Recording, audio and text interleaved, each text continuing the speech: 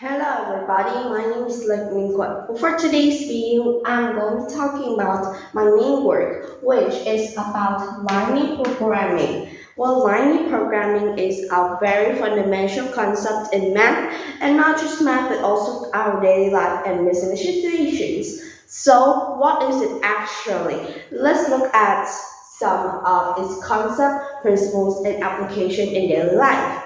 So first, let's take a quick look at its concepts. So linear programming is basically a method of optimizing operations and linear inequalities, etc. And linear programming has mainly two principles, which I will going to be talking later. So its objective or its use is to maximize or minimize the actual answer or the actual solution to our functions, etc. So we mainly use these line programming, graphing out those plans to make sure that we could get the optimized answer, maximize the answer or minimize them too. So also, line programming is basically used to solve linear function, which are very common problems that we could have been faced in our daily life.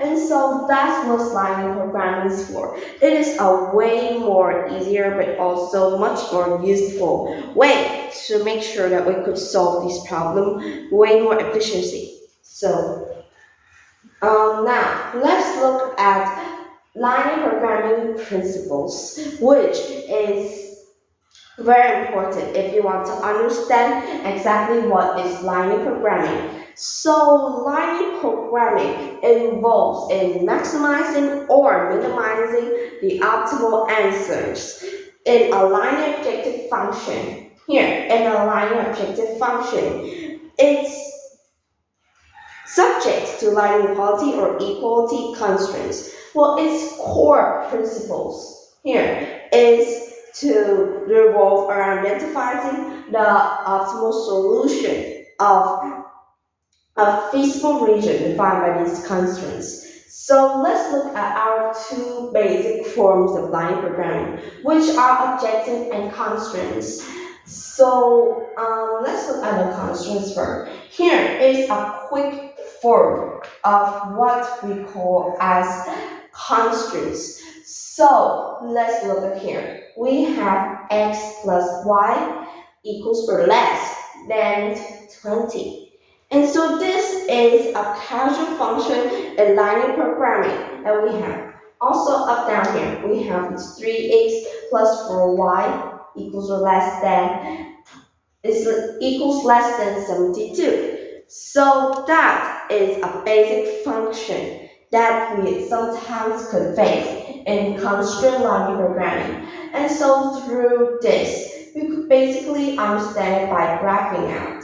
Is that these are minus 3. So basically like that.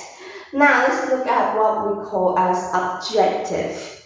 Objective in line programming is actually very common use. So here we have z equals 4x plus 5y. Okay, and so here is a very basic function that we always face in line programming. Well, these kinds of principles in line programming could easily help us to efficiently navigate through the possibilities that we could face in our linear function to solve possible solutions to find the most favorable outcome or our main and optimized solution. So let's look at its applications and not just mathematics, daily life, but also business, which is what we need to focus on. So let's look at its application in mathematics first. In mathematics, it is mainly used to optimize function subjects to constraint and make sure that we could solve complex problems easier and with much more efficiency. In daily life, there's a lot of use of linear programming? Well, first, daily life influences decision-making situations, and also from personal budgeting, which is something so important. Like we could budget out what do we do day to day, and like maybe we're going shopping. Okay, we are going shopping, and our budget is maybe 500 Vietnamese dong. So if we want to buy something, then we must make out a list of it by linear programming to make sure that we could budget them, see which is important, and make sure that it fits into our budget. So that is personal budgeting. Next is time management.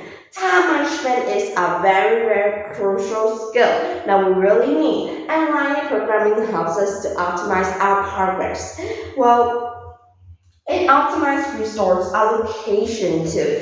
And in business, linear programming has a lot of wonderful applications, including optimizes resource allocation, production planning, which is planning on our production flow and what are our any amount of production we could get.